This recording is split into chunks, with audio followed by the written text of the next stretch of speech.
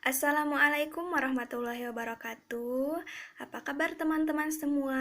Saya harap teman-teman semua dalam keadaan sehat walafiat. Amin ya Allah ya rabbal alamin. Beradanya saya di sini, saya akan mempresentasikan kelompok kami yang berjudul Akuntansi Al-Kafalah. Alangkah baiknya, sebelum kita lanjut ke pembahasan, mari kita perkenalan terlebih dahulu. Perkenalkan, nama saya Arasi Nurpaina dari Prodi Perbankan Syariah semester 4. Perkenalkan, nama saya Riti Kartika, saya dari Prodi Perbankan Syariah semester 4. Saya Tia Septiani dari kelompok 5 Perbankan Syariah reguler semester 4. Saja kita masuk ke pembahasan. Yang pertama, pengertian akad kapalah. Menurut mazhab Maliki, al-kapalah adalah orang yang mempunyai hak mengerjakan tanggungan, pemberi beban, serta bebannya sendiri disatukan, baik menanggung pekerjaan yang sesuai maupun pekerjaan yang berbeda. Menurut mazhab al-Hafi al-kafalah mempunyai dua pengertian, yaitu yang pertama, menurut mazhab Syafi'i al-kafalah adalah akad yang menetapkan iltizam hak yang tetap pada tanggung jawab yang lain atau menghadirkan zat benda yang dibebankan atau menghadirkan badan oleh orang yang berhak menghadirkannya. Yang kedua, menurut mazhab Hambali al-kafalah adalah iltizam sesuatu yang diwajibkan kepada orang lain serta kekekalan benda tersebut yang dibebankan atau iltizam orang yang mempunyai hak menghadirkan dua harta kepada orang yang mempunyai hak. Selanjutnya ada skema kapalah. Di sini ada dua skema yang menjelaskan tentang kapalah. Yang pertama, kafiil atau penanggung, ma'ful atau pihak ketiga, yang selanjutnya ma'ful alaih atau pihak yang ditanggung. Keterangan, penanggung bersedia menerima tanggungan dan pihak yang ditanggung. Yang selanjutnya, penanggung menyepakati akad kapalah dengan pihak ketiga. Yang selanjutnya, landasan syariah. 1. Al-Quran, dan dia menjadikan Zakaria sebagai penjaminnya, dan bagi siapa yang dapat mengembalikannya akan memperoleh bahan makanan, beban unta, dan aku menjamin terhadapnya. Yang kedua, as-sunnah, dari Abi Humamah bahwa Rasulullah bersabda, penjamin adalah orang yang berkewajiban mesti membayar. 3. Ijma ulama, para ulama mazhab memperoleh akad kapalah ini. Orang-orang Islam pada masa nuzuwah mempraktekkan hal ini bahkan sampai saat ini, tanpa ada sanggahan dari seorang ulama pun. Kebolehan akad kapalah dalam Islam juga didasarkan pada kebutuhan manusia dan sekaligus untuk menegaskan madrat bagi orang-orang yang berhutang. Yang selanjutnya, rukun dan ketentuan syariah. Rukun kapalah ada 3. Yang pertama, pelaku yang terdiri atas pihak penjamin, pihak yang berhutang, dan pihak yang berpiutang. Yang kedua, objek akad berupa tanggungan pihak yang berutang, baik berupa barang, jasa, maupun pekerjaan. Yang ketiga, ijab kabul atau serah terima. Selanjutnya, ketentuan syariah. Yang pertama, pelaku. A. Pihak penjamin. Yang pertama, balig atau dewasa dan berakal sehat. Yang kedua, berhak penuh untuk melakukan tindakan hukum dan urusan hartanya dan rela dengan tanggung jawab kapalah tersebut. Yang B. Pihak orang yang berhutang. Yang pertama, sanggup menyerahkan tanggung jawabnya kepada pinjaman. Yang kedua, dikenal oleh penjamin. C. Pihak orang yang berpiutang. Yang pertama, diketahui identitasnya. Yang kedua, dapat hadir pada waktu akad atau memberikan kuasa. Yang ketiga, berakal sehat. Yang kedua, objek penjamin. Yang pertama, merupakan tanggungan pihak atau orang yang berhutang, baik berupa uang, benda, maupun pekerjaan. Yang B. Bisa dilaksanakan oleh penjamin. C. Harus merupakan utang mengikat yang tidak mungkin hapus kecuali setelah dibayar atau dibebankan. Yang D harus jenis, nilai, jumlah, dan spesifikasinya. E tidak bertentangan dengan syariah. Yang ketiga, ijab kabul adalah pernyataan atau ekspresi saling ridho atau rela di antara pihak-pihak pelaku akad yang dilakukan secara verbal tertulis melalui korespondensi atau menggunakan cara-cara komunikasi modern. Yang selanjutnya, jenis-jenis akad kafalah. Yang pertama, kafalah bi al-nafsi atau garansi fisik atau badan, bisa juga disebut sebagai daman al-waj. Akad ini adalah garansi untuk menghadirkan seseorang. Contohnya, garansi untuk menghadirkan seorang tersangka pada sidang pengadilan. Yang kedua, kafalah bi al-mal, yaitu garansi keuangan atau harta jaminan yang diberikan pada kreditur sebagai garansi akan dibayarkannya kembali segala kewajiban yang dibebankan kepada debitur. Kafalah bi al-mal terbagi menjadi 3. Yang pertama, kafalah bi al-dean, yaitu garansi hutang yang harus dibayarkan oleh debitur kepada krediturnya. Yang selanjutnya, kafalah bi al-taslim, yaitu garansi pada saat pengantaran atau pengangkutan barang atau properti kepada pemiliknya atas penyewa ketika kontrak sewa menyewanya berakhir. Yang ketiga, kafalah bi al-dark, yaitu garansi yang diberikan oleh penjual akan barang dagangannya yang apabila barang tersebut cacat, pihak pembeli dapat mengembalikannya kepada pihak penjual dengan ganti rugi tunai atau barang. Baik, selanjutnya saya di sini akan melanjutkan materi yang sebelumnya. Selanjutnya, berakhirnya kafalah.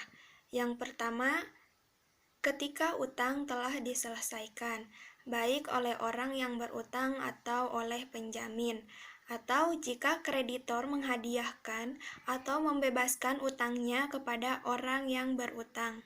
Selanjutnya, yang kedua, ada kreditor melepaskan utangnya kepada orang yang berutang, tidak pada jaminan, maka penjamin juga bebas untuk tidak menjamin utang tersebut. Namun, jika kreditor melepaskan jaminan dari penjamin, bukan berarti orang yang berutang telah terlepas dari utang tersebut. Yang ketiga, ketika utang tersebut telah dialihkan atau bisa disebut dengan transfer utang atau hawalah, dalam kasus ini, baik orang terutang ataupun penjamin terlepas dari tuntutan utang tersebut. Yang keempat, ketika penjamin menyelesaikan ke pihak lain melalui proses arbitras dengan kreditor. Yang kelima, kreditor dapat mengakhiri kontrak kafalah walaupun penjamin tidak menyetujuinya. Nah, bagaimana sih perlakuan akuntansi al-kafalah? Di sini saya akan menjelaskannya. Yang pertama, bagi pihak penjamin, saat menerima imbalan tunai atau tidak berkaitan dengan jangka waktu, jurnal, kas itu disimpan di debit, dan pendapatan kafalah disimpan di kredit. Selanjutnya, pada saat membayar beban jurnal, beban kafalah disimpan di debit, lalu kasnya itu disimpan di kredit. Selanjutnya, bagi pihak yang meminta jaminan, pada saat membayar beban jurnal, beban kafalah itu disimpannya di debit, lalu kasnya disimpan di kredit. Lalu, ada macam-macam orang yang dapat ditanggung. Mengenai siapa orang-orang yang dapat ditanggung, para ulama fikih menyatakan bahwa pada dasarnya setiap orang dapat menerima jaminan atau tanggungan tersebut. Mereka hanya berbeda pendapat mengenai orang yang sudah wafat atau mati, yang tidak meninggalkan harta warisan. Menurut pendapat Imam Malik dan Syafi'i, hal yang demikian boleh ditanggung. Alasannya adalah dengan berpedoman pada hadis tersebut di atas tentang ketidaksediaan Nabi SAW mensolatkan jenazah karena meninggalkan sejumlah hutang. Sedangkan Imam Hanafi menyatakan tidak boleh dengan alasan bahwa tanggungan tersebut tidak berkaitan sama sekali dengan orang yang tidak ada. Berbeda halnya dengan orang yang pailit. Selanjutnya, masa tanggungan. Masa tanggungan dengan harta, yakni masa penuntutan kepada penanggung adalah dimulai sejak tetapnya hak atas orang yang ditanggung, baik berdasarkan pengakuannya maupun saksi. Demikian pendapat fuqaha. Kemudian fuqaha bersilang pendapat lagi tentang masa wajibnya tanggungan dengan badan. Nah, terus ada pertanyaan, apakah tanggungan tersebut menjadi wajib sebelum tetapnya hak atau tidak? Segolongan fuqaha berpendapat bahwa tanggungan itu tidak menjadi wajib sebelum tetapnya hak. Pandangan ini dipegangi oleh golongan Imam Malik, Syuraih Al-Qodhi, Dana 1 Syabi.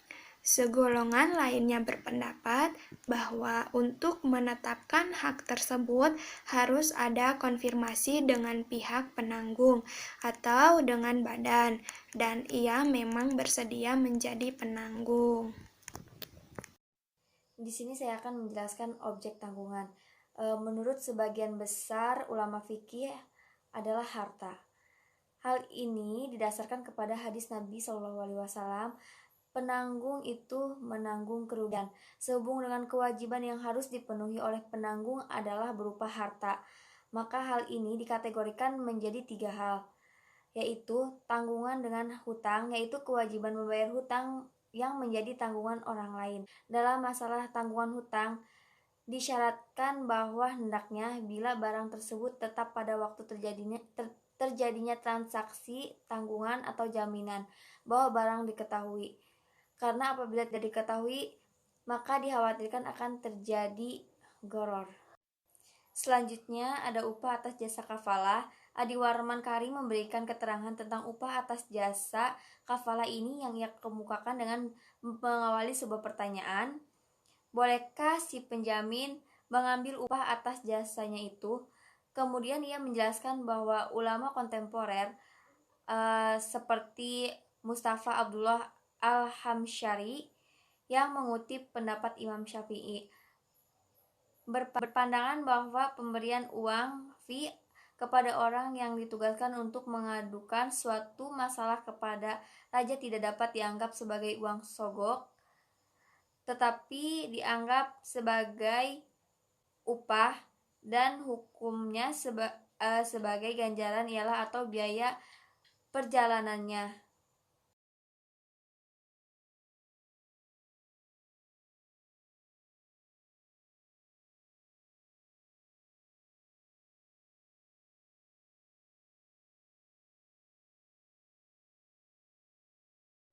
Selanjutnya ada akibat-akibat hukum kafalah. Apabila orang yang ditanggung tidak ada, maka kafil berkewajiban menjamin sepenuhnya, dan ia tidak dapat dikeluar dari kafalah kecuali dengan jalan memenuhi hutang yang menjadi beban syil. Terus juga atau dengan jalan bahwa orang memberikan pinjam atau hutang. Dalam hal ini, bank mengatakan bebas untuk kafil, atau ia mengundurkan diri dari kafalah. Ia berhak mengundurkan diri karena memang itu haknya. Adapun yang menjadi hak orang atau bank menfasak akad kafalah dari pihaknya, karena hak menfasak ini adalah hak makful lahu dalam hal orang yang ditanggung melarikan diri, sedangkan ia tidak mengetahui tempatnya, maka si penanggung tidak wajib mendatangkannya, tetapi apabila mengetahui tempatnya, maka ia wajib mendatangkannya. dan si penanggung diberi waktu yang cukup untuk keperluan tersebut. Dan yang terakhir ada penerapan kafalah dalam perbankan.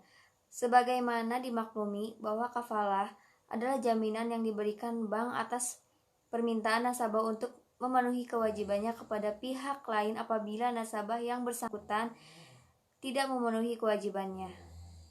Di samping itu, jaminan tersebut bisa bersifat kebendaan seperti hak tanggungan dan jaminan fidusia serta jaminan perorangan. Jaminan perorangan termasuk di dalam benda hukum company. Dalam praktek perbankan diberikan dalam bentuk bank garansi sebagaimana diatur dalam SE Dir BI nomor 23/7 UKU tanggal 18 Maret 1991. Bank garansi yang diterbitkan suatu bank merupakan pernyataan tertulis untuk mengingatkan diri kepada penerima jaminan apabila di kemudian hari pihak terjamin tidak mengetahui kewajibannya kepada penerima jaminan sesuai dengan jangka waktu dan syarat-syarat yang telah ditentukan. Oleh karena itu, di dalam mekanisme bank garansi terdapat 3 pihak yang terkait, yaitu bank sebagai penjamin, nasabah sebagai terjamin atas permintaannya, dan penerima jaminan. Bank dalam pemberian garansi ini biasanya meminta setoran jaminan sebesar tertentu dari total nilai objek yang dijaminkan. Di samping itu, bank memungut biaya sebagai jualan dan biaya. Mungkin cukup sekian materi dari kami, kelompok 5. Kurang lebihnya mohon maaf. Ditutup wabillahi taufiq wal hidayah. Wassalamualaikum warahmatullahi wabarakatuh.